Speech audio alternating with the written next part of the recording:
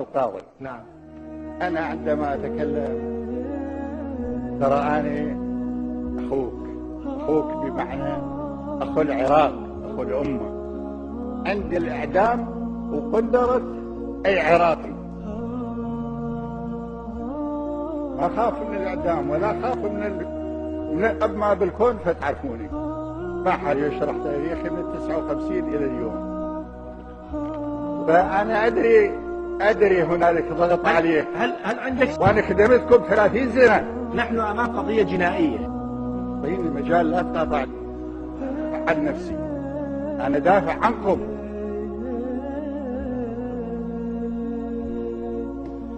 يسمح له يدخل فايلات، لكن صدام حسين يكتب الشيء اللي يريد يتذكره حتى يفصلوا القضاء عليكم. سيادة القاضي يريدكم رماح وسيوف لوجه الأعداء، وأنا فيها هنا لا أدافع عن صدام حسين، أمارس المحاماة. أنا تعرفوني أحط النقاط على الحروف في السياسة وفي غير السياسة، ولذلك الصهيونية والأمريكان المسؤولين يكرهون صدام حسين، ويكذب البيت الأبيض مرة أخرى، وهو كذاب رقم 1 بالعالم، مكشوف، لأنه قال بالعراق كيمياوي وعلاقة مع الإرهاب، ثم صرح لاحقا أنه لم نعثر على شيء من هذا في العراق.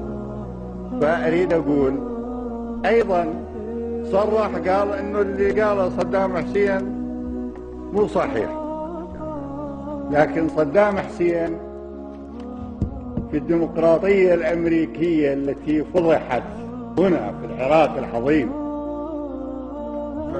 يضحكون ويشتمون.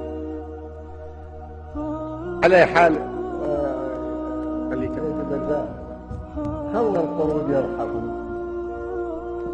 الأسد ما يهمه إذا فرد فوق شجرة يتبسم عليه. أنا لا يهمني أن يأتي بريز حيشاك أنت وحيش من هو يتناقض معه، أن يجلس هنا ويحاكمني. طز عليه قلت المصريين وعلى كيان الهزيل، أو لو يجي بوش ويقعد هنا ويحاكمني ما يهمني، طز عليه وعلى كرسيه. هل أحد ابتداء من صدام حسين إلى كل الحضور لم يضرب وليس فيه علامات للضرب حتى يومنا هذا؟ هو سأل هل تعرضت إلى الضرب؟ أنت إذا عندك شيء من هذا القبيل اكتبها وقدمها للرئاسة اللجنة. لا من فضلك، الوقت هذا من فضلك، أنا مو طالب مدرسة عندك، يعني لا تخليني أحكي بطريقة ما أريدها لي ولا لك ولا لأي واحد.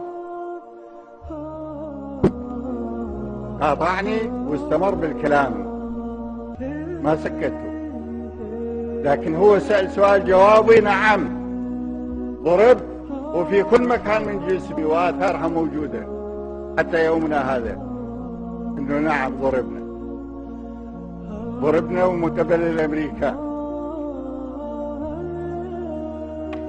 وعذبنا.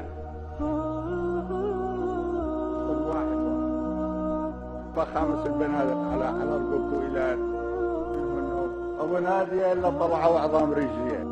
قانون هذا سنته أمريكا. يا العراق، يحيى العراق، يعيش البحر، يعيش الأمة العربية.